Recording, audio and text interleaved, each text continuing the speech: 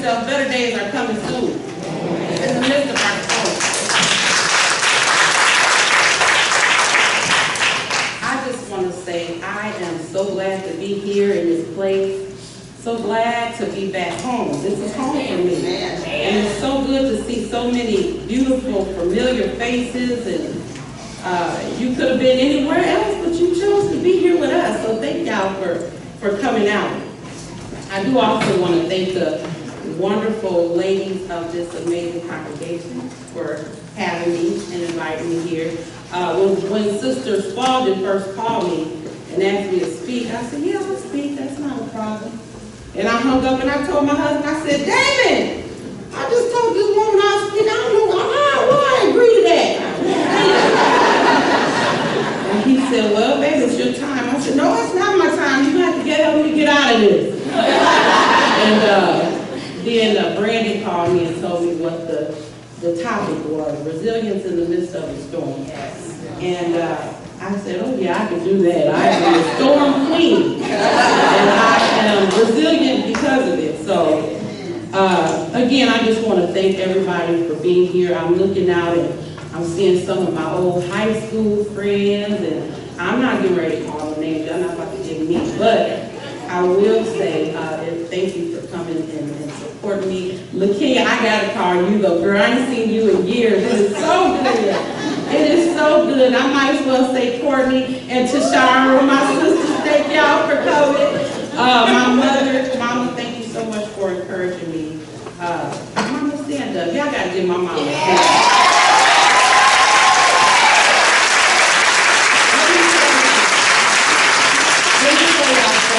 If it was none of y'all here, but it was just me and her in this room, we would have a lady day.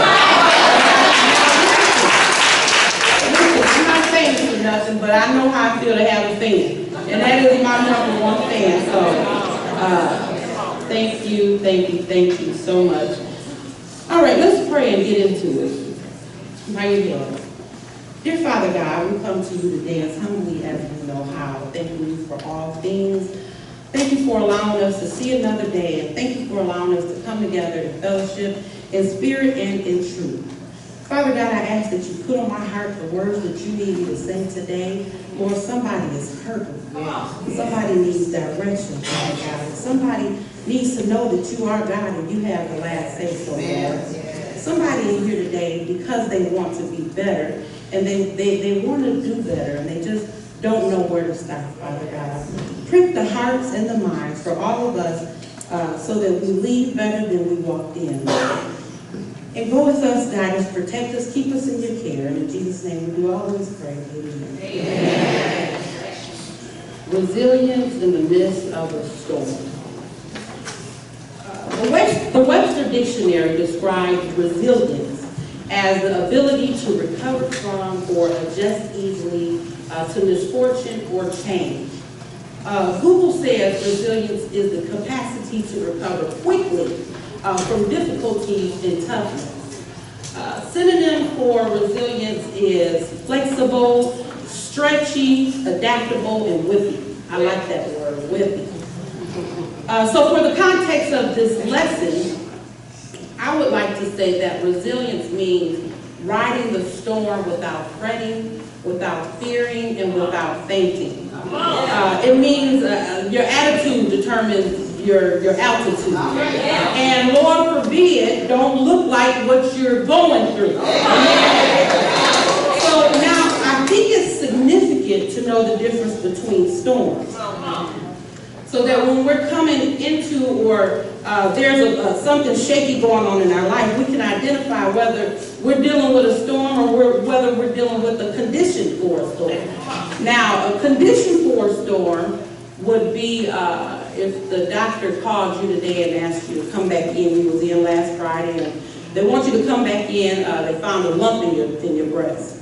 That's just a condition for a storm. But sometimes we get ourselves worked up because we got the phone call. And if we're honest with ourselves, a lot of times what we'll do is get on the phone, start dialing folks. Girl, they don't found the lump in my breast. Pray for me. Am I lying? Pray for me, Lord, I'm in the storm. It's not a storm, it's a condition for a storm. There may be nothing wrong wrong, but we do get ourselves worked up. I'll be the first to say I do. But stormy weather would be, for instance, if the doctor called back and said, well, you do have cancer, and it's stage 4, it's not looking good. Now the situation can go from bad to worse, just like that, instantly. Your life has been turned upside down. That's stormy weather. And you have to decide what you're going to do. Are you going to keep dry? Are you going to keep going? Are you going to be angry? Are you going to be upset and depressed, resentful, and ready to give up?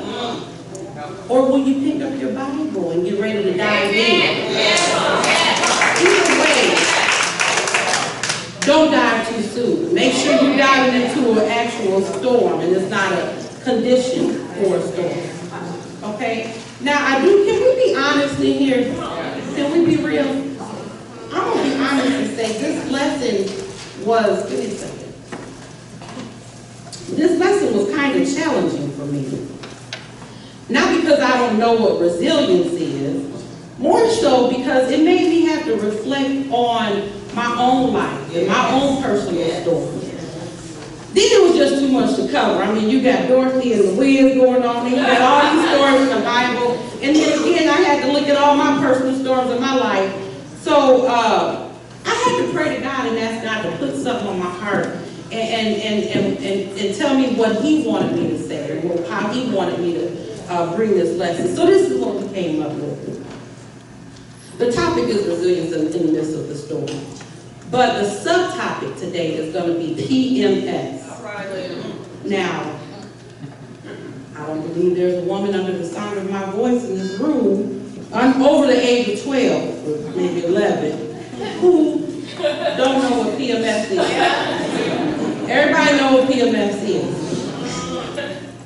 It's like our spiritual storms in our lives. You know what's coming.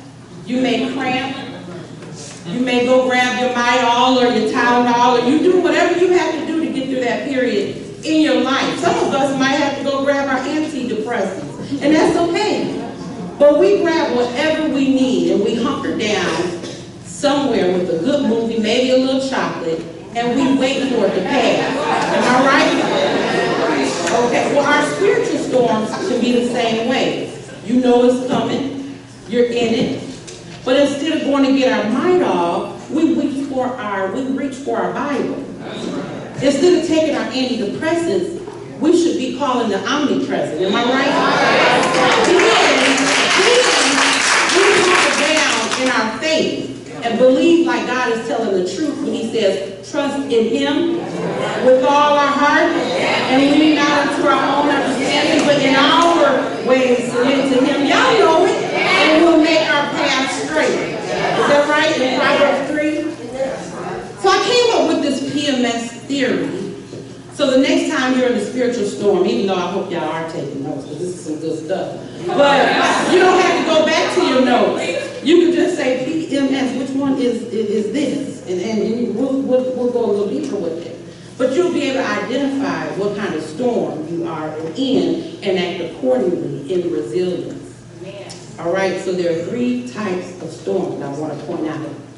These storms will either grow you, they'll bless somebody else, or they'll put you in God's favor if you're resilient enough to survive this. Okay?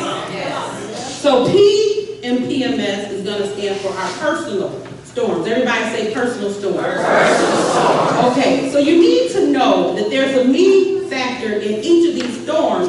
But all the storms, and all of them will grow you. You know, sometimes you say, well, what's in it for me?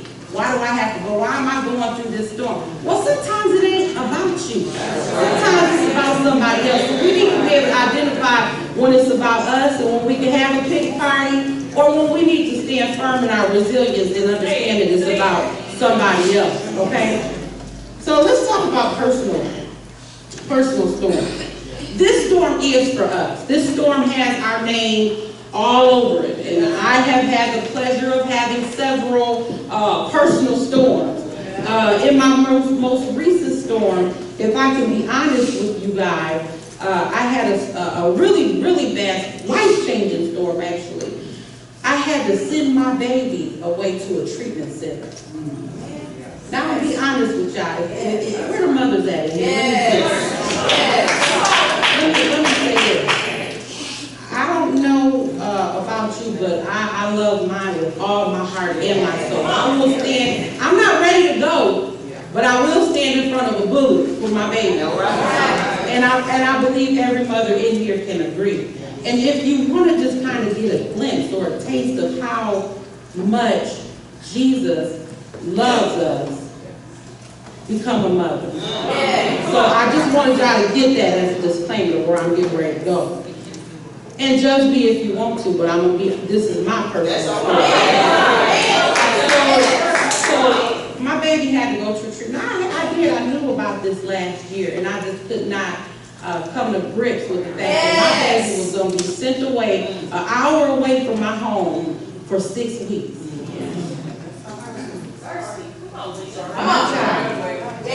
Yeah, I'm sorry thinking about it making me tear up. Y'all have to be patient. Be patient with me. So I'm not going to lie and tell y'all I didn't drag my feet. And when mama would call and say, well, did you go through the process to get it going? And I lie, yeah, Mom, I did, knowing I didn't. I wasn't ready to deal with that and face that. Then you got my daddy calling, did you go? No, I didn't do it. I tell him, Lydia, you need to do that. And because I dragged my feet on it this school year, she was supposed to be in there for 6 weeks, I finally went and did, and I thought it was because my mother was going to get on to me so bad she was going to come to Texas. That wasn't nothing I wanted to see. So I went on ahead and did it. But she was 3 weeks late starting school because I started the process too late. But either way, I had so much guilt. She had an eating disorder, and I had so much guilt with that and shame. And I said, well, I kept telling myself, I could fix it. I could fix it. And the longer I waited, the worse it got. She looking at me, and I'm looking at her, and so I thought of this big bright idea. I do events down in Texas. So I said, well, I'll take Kaya and do an event for me. And we'll go have us a girl day, and I tell her. But y'all, she looked so happy, I couldn't tell her. She was going to this place. Anybody, y'all feeling me? Yeah. Well, long story short, I cried so bad my sinuses swelled up, my eyes were swollen up, my face. I cried for like a week straight. And we went on and told Kaya. And she was mad at me, of course, not her dad. I don't know why little girls do that. I don't know why they do that. But she was mad at me. She was angry with me. And I didn't think that I would ever be back in her good graces. Well, we took her on up there. She stayed. And she crying, I'm crying. It was hard. And then the thing about it is, I was thinking, I'm big, ain't nobody sending me away. It's not fair. But when she got there, y'all, on that 5th week, my baby called me and said, Mama, I can't believe I'm saying this. This was the best thing you could have ever did for me.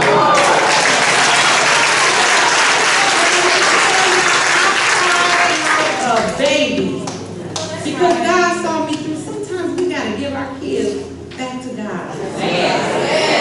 Now, y'all might have got that lesson earlier, but I'm 40 years old and I just got it. I had to give my baby back to God. But let me tell y'all something funny, then we're going to move on. So I would go in there. She was the only little black girl in there. And there was about 8 or 9 other little, white girls. I would go visit her. Kaya would have them girls' hair, corn, Then none of them know about Tyler Perry. They all running around asking about Tyler Perry. But look, y'all, the thing that got me on the last day when we went to pick her up, I seen one of the girls coming through doing that little thing. I said, are you turning me over? I promise y'all, she blessed that place. I feel like I got my baby back, but I had to have faith, and I had to send her on the way.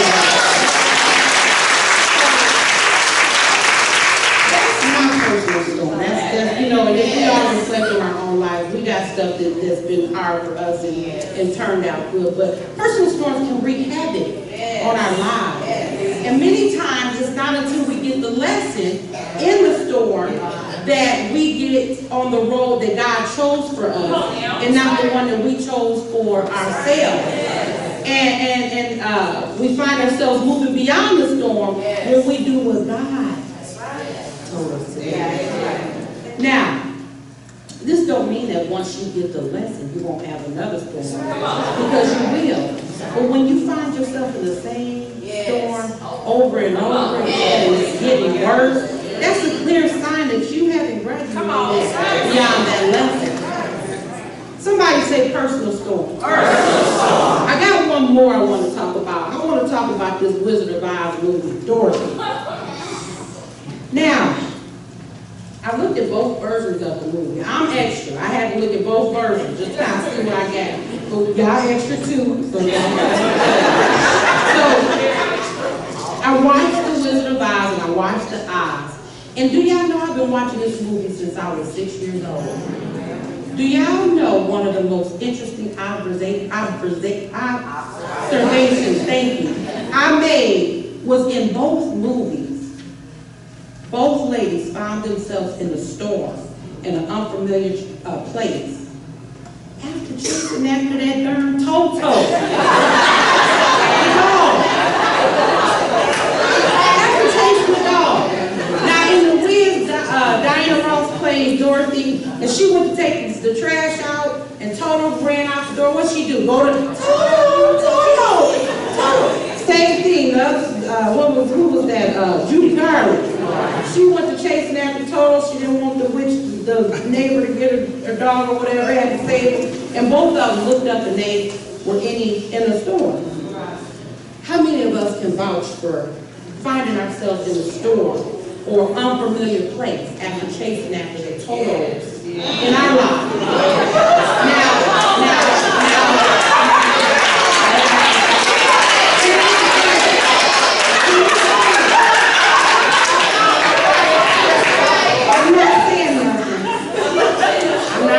I'm going back to Texas come Monday. Give me some Penn Station and carry myself. So y'all might get mad for what I'm about to say, but I'm going to say it anyway. I know the first thing y'all think about when I say chasing after your Toto, what y'all thinking about? A man. Let me say something. I'm not in here, dog, or man, bash no man. I love mine. But I am going to say this. Y'all have to bring me back for y'all marriage seminar, single seminar, because we're going to talk about relationships. But I'm going to say this. When the pastor said, let him use you, he was talking about God, sis, not no man.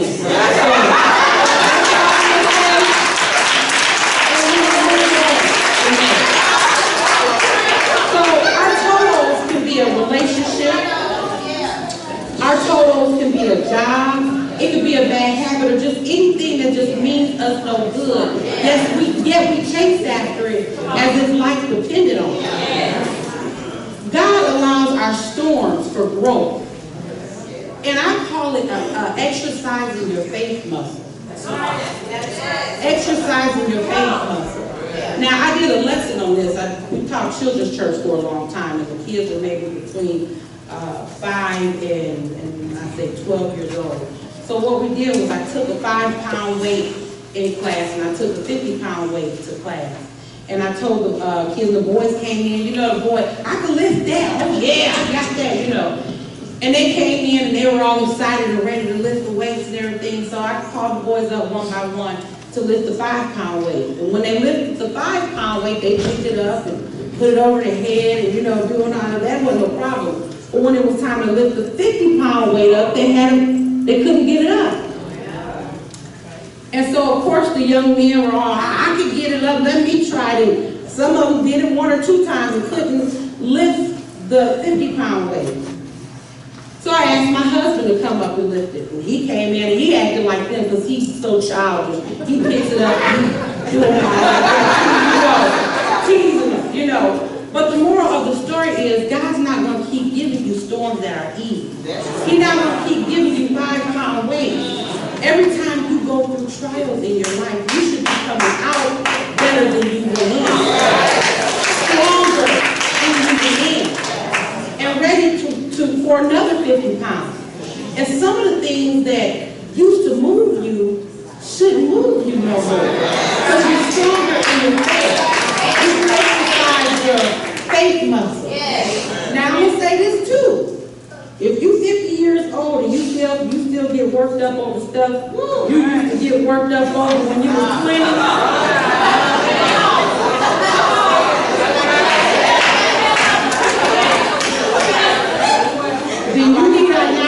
my life.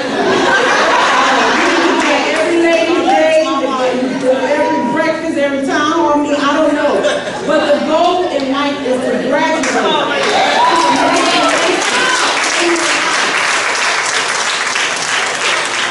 And you graduate by getting a lesson and operating on a higher spiritual frequency.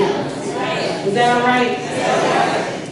Now, let's help the repeat storm offender again. The repeat storm offender. Have you ever found yourself in a situation and you ask, how did I get back to this place? It's 3,100 million storms out here, and here I am, keep having to live over and over the same one. Now, the old people used to say it's because you didn't get the lessons the first time, and I agree, that's true. But I also say because you were operating out of your flesh the first time.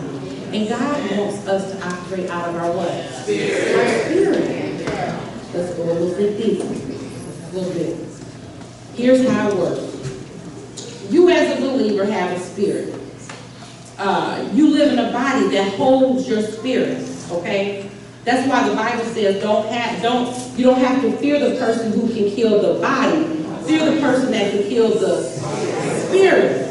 But sometimes we think like carnal Christians. What's carnal? Carnal by itself, carn by itself means flesh. That's where they get carnivores from. Flesh, or somebody who eats meat eating. Hence the term carnal Christian. This means you can dance all over this church building. You can run folks over getting in here to Sunday school. And you can bake as many pies and cakes as you want to. But if you're someone who operates based on how it looks, what you heard and how it feels, you're a carnal Christian.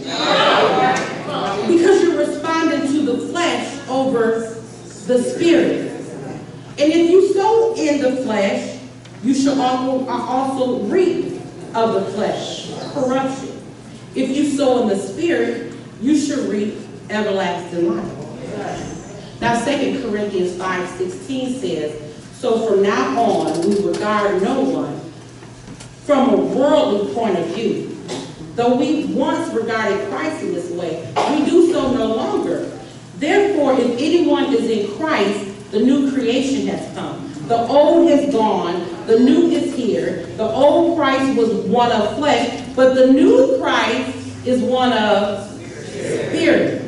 So if you find yourself going through the same storm over and over again, it may be because you're operating out of the flesh, and Christ wants you to operate out of the spirit. So get on his level. And for the senior saints, that just means align yourself with God. Let's take one more step. What God's going to do for you will not come through your senses or come through your flesh. It'll come through your spirit. So if you're operating out of your flesh, you are going to go back through the same thing you went through last year because you hadn't stepped out of that carnal mind to get yourself back in alignment with God. And the Bible does say also, I just want to point this out, he condemned sin in the flesh so that the requirement of the law might be fulfilled in us who do not walk according to the flesh, but according to the spirit. Look here. You don't get to dodge personal storms. As long as you have air in your lungs, you'll have it. And everybody knows that. And they say you're either in a storm, coming out of the storm, or on your way back in one. So as long as you aren't a repeat offender, be glad that you get a storm. As a matter of fact, sometimes I just have to stop in the midst of my storms and say, thank you, Jesus. Or thank you for nothing for sending me through this lesson. Because there are some folks, God took out my life, and it hurt, and I cried, and I thought I might die. And then the day came when I looked back and I said, thank you, Lord. Yes, yes. I dodged the bullet. Yes. Thank you, Lord. I dodged the bullet. Now, while other people are shouting about what God gave them, I'm shouting about what God took from me. Is that all right? So there should be some people and some places and some things we have to leave behind in order for God to get on God's level and to be elevated into God's purpose. Amen? Yes. Okay. I want to move down a little bit here.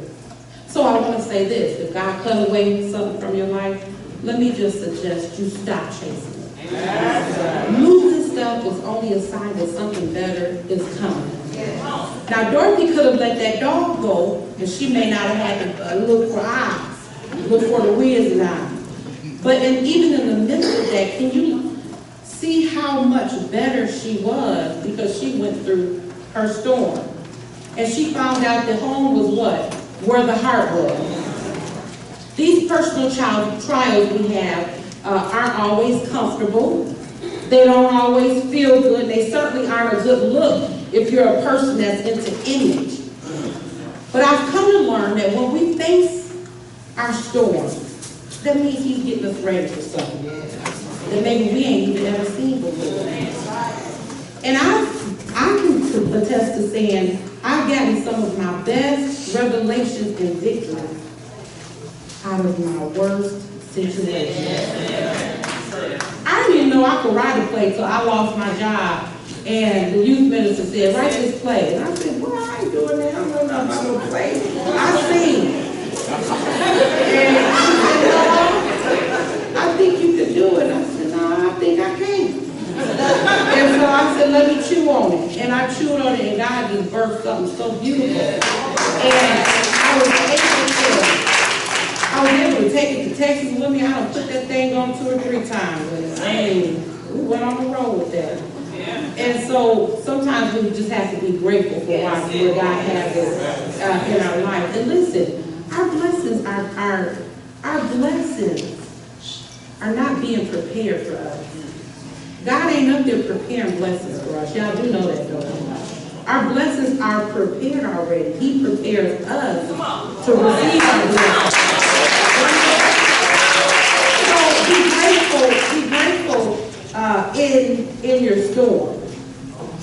So here we are, acting like Dorothy, chasing the things in our life that may not be for us, and we're walking ourselves in these self-mutilated storms, trying to keep things together, not knowing that the broken things we're trying to put back together can't even compare to the beautiful things that are waiting to be built in us. So today I want to challenge you all to reflect in your own personal life, to see what it is that you've been chasing and guarding with your life, only to land back in the same place of a storm in your life. How does that look for you? How does your future look if you don't let that dog go?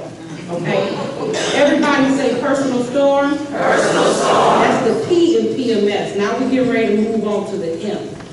The M stands for a Messiah storm. I could have said Jesus, but I had to find someone with M. And Jesus got so many names, I said Messiah.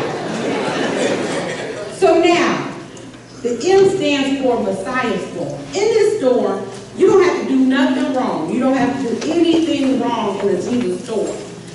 Some storms simply come so that Jesus' name can be honored and glorified. And when it's for his name's sake, it's not about you and it's not about me.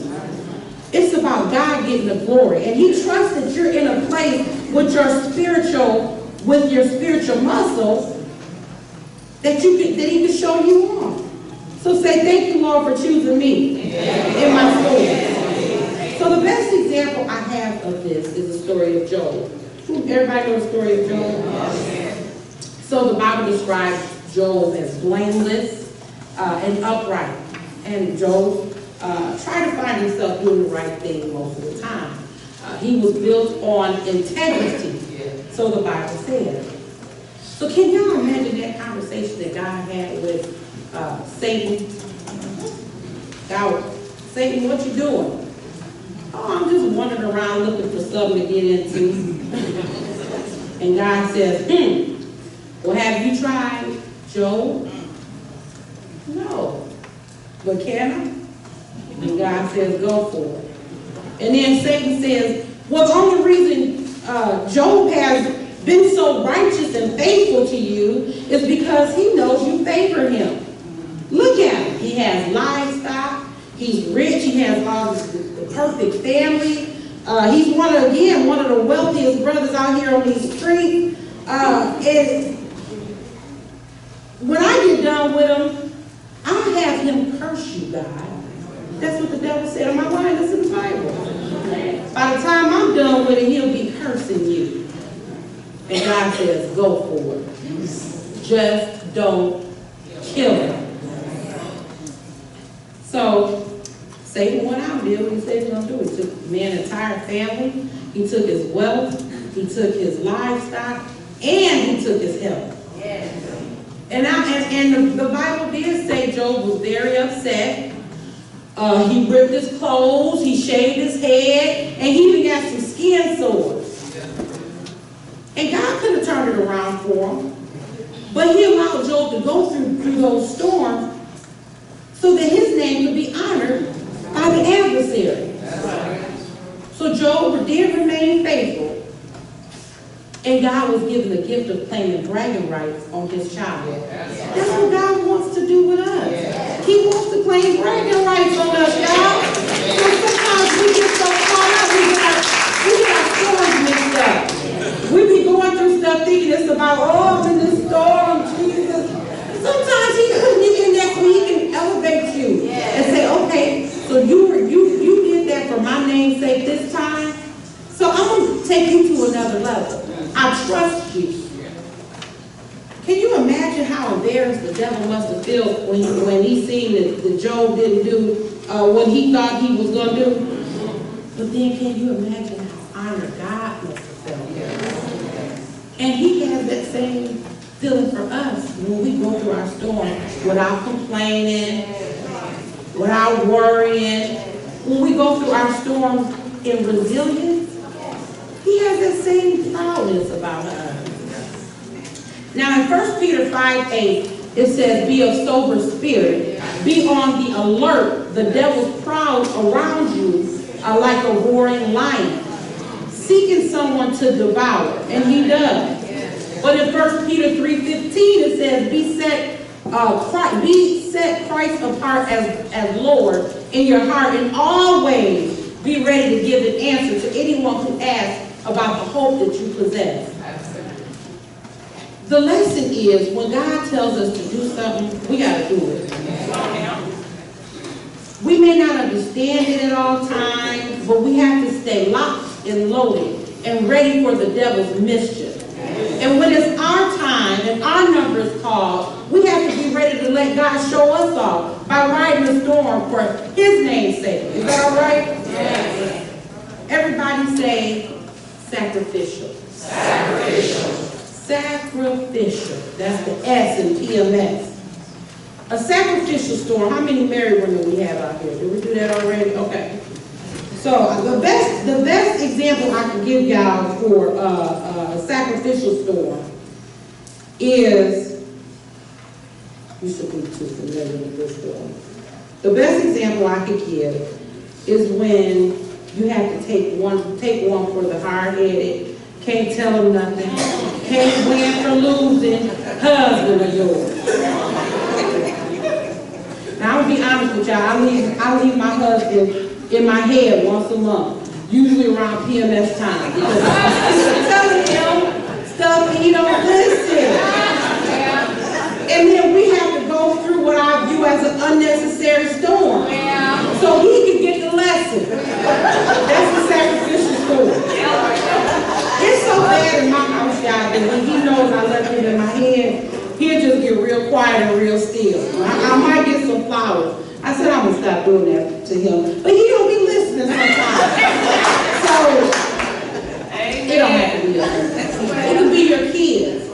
You know when they on punishment and you just, something hits you in your spirit and you want to do something good for them. So you know they're grounded, but you still, sometimes we forget. So we'll say, come on, let's go to the movie. Let's watch the movie. And then you think about it, you're like, dang, you grounded. You know, so when you grounded, I got to be grounded. I can't say, so you won't punish me.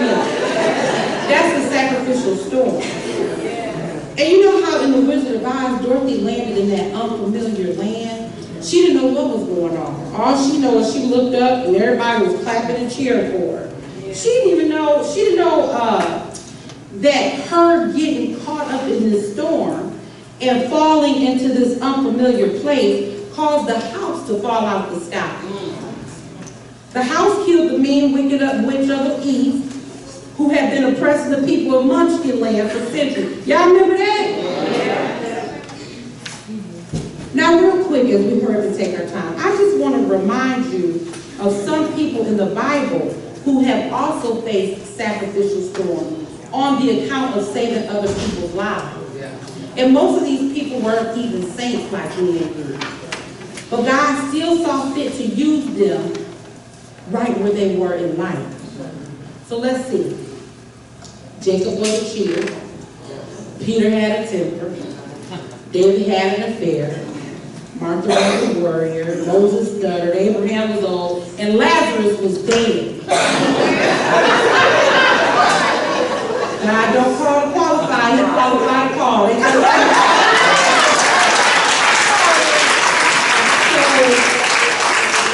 we're not perfect, but God has a plan for each of our lives. You need proof? Over in Romans 8:28, it says, and we know that those who love God, all things work together for those who are called according to his purpose. Then let me tell you about a man I know who is the ultimate tale of a sacrificial storm. He was accused of a lie. He carried his own cross. He was crucified on the cross. And he died for our sins. His name is Jesus. The Messiah. Jehovah Jireh. Alpha and Omega. He's the King of Kings, the Lily of the Valley, the Prince of Peace, and the great I am. And in my book, he's the reigning sacrificial storm king of all time. How about that? We're here not because of who we are, but because of who he is. And yes, he died on the cross for our sins. But on the third day, what did he do? He got back up. So although I use the Jesus who died on the cross as an example of resilience in the midst of the storm, when I'm going through my sacrificial storm, I use the Jesus who rose on the third day to keep me going in my resilience. Now, if he could sacrifice his life, I guess I could sacrifice the lesson for my husband, or my kids, or anybody who needs. So God says you might sow in tears, but you will reap in joy. So if you know you're going through something in a sacrificial storm, thank God, then reach up and snatch you some joy.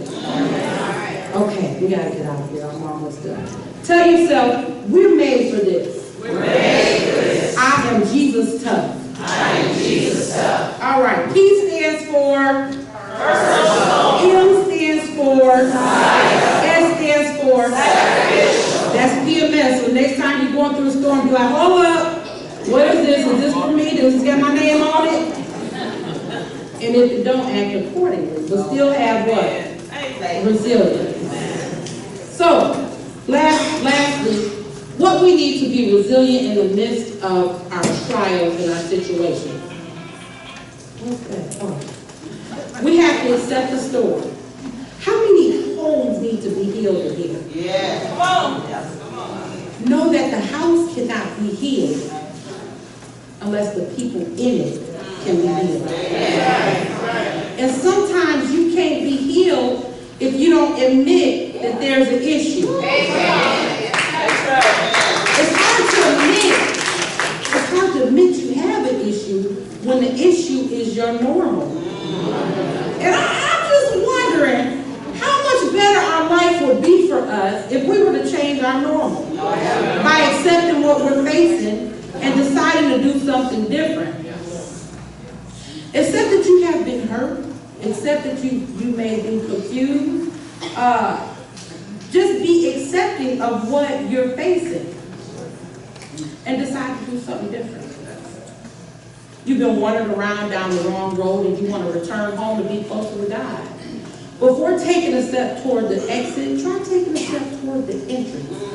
Hold your head up and accept whatever that thing is that you see, but don't have the strength or guts to face. Know that your stress doesn't come from the facts. Stress comes from the meaning that you give to the facts. Am I right? Change the facts. So how are you going to take this? When you're going through something, how are you going to take this? What meanings are you going to give these situations? Whatever you do, you have to accept it, you have to face it, and you have to deal with it. Okay? And then you want to be grounded. Not only do you have to accept your storm, you have to be grounded in your storm.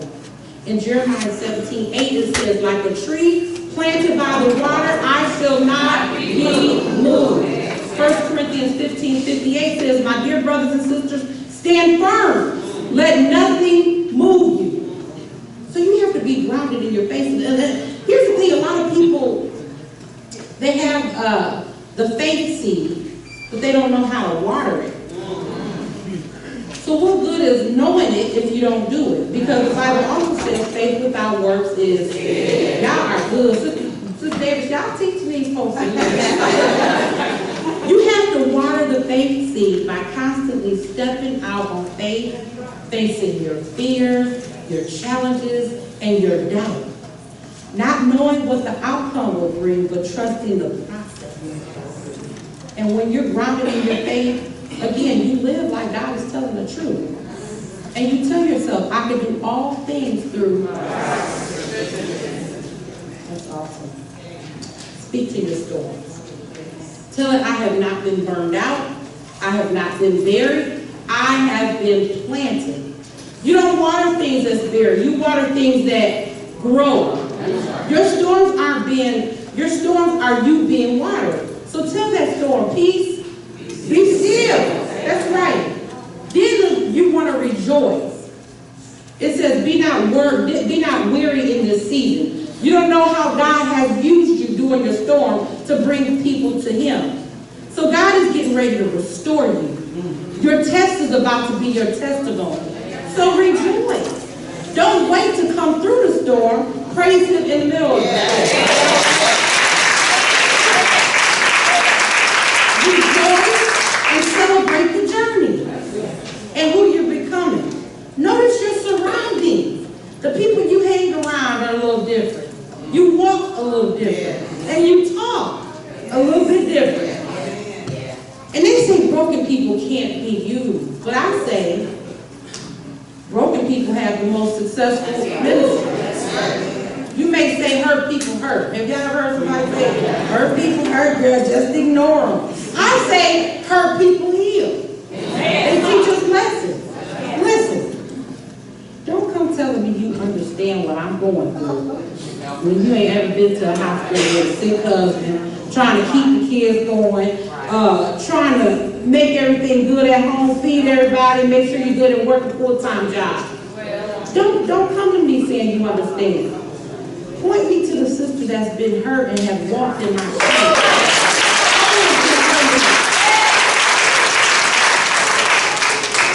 Then you gotta hunker down and just wait for the storm to pass. Yes. Hunker down and wait for the storm to pass. Just like when we're riding in an airplane and the pilot gets on the thing and he says, we need everybody to fasten up your seatbelt. We're getting ready to go through some turbulence. That's what we gotta do. It's not time to get up. It's not time. It's time to buckle up. There may be some turbulence. There may be some bumps in the road. There may be moments when it seems like you won't make it.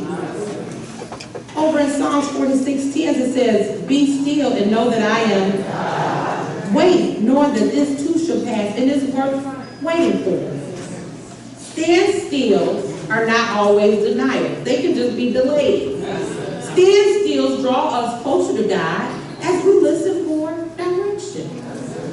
So He wants an intimate relationship with us, y'all. And sometimes the only way for Him to get that is for Him to silence us and put us in a quiet place. So that's when we sit down, we're paying attention. When we doing good, we usually like, I got this, I can help my baby, I can help. But then when I start doing bad, I start saying, Jesus, Jesus. Sometimes I said prayers and I didn't say nothing, I just moaned. And even in our moan, you know what it is. So wait. Isaiah 40:31 says, they that wait on the Lord shall do what? They shall mount up with wings as eagles, and they shall run and not be weary, and they shall walk and not faint. Praise the Lord. In my conclusion, in the movie The Wizard of Oz, the Wiz was the only one who could tell Dorothy how to get to Oz. The Wiz wanted to know if he helped Dorothy and her friends, what was in it for him? And they found out in the end that the Wiz was just a fake, phony fraud. Who didn't even know himself, and he didn't know how to get out of Oz. Aren't you glad we serve a real Wiz?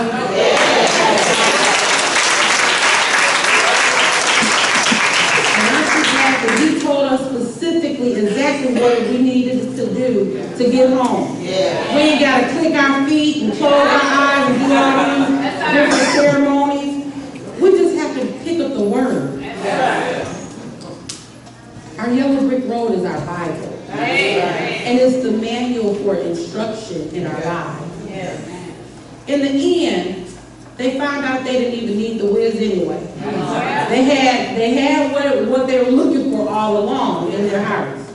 And so on today, I want to tell you, you don't need the Wiz either, but you do need the Lord. If you want to get on the right road, get in alignment with God. He wants to bless you beyond measure. Get the lesson and move beyond the storm. In Romans 8:17, it says, now if we are children of God, then we are heirs of God and co-heirs with Christ. If indeed we share in his suffering, in order that we may also share in his glory. I consider that our present suffering are not worth comparing with the glory to be revealed in us. So you might suffer now, but God got you. He has a plan for you. And when God grants his favor, nothing can stop the blessing. He has in store for you and for us. No matter the storm, no matter the circumstance, always remember, identify the storm and move forward accordingly and resilient. Enjoy your day and go forth in resilience.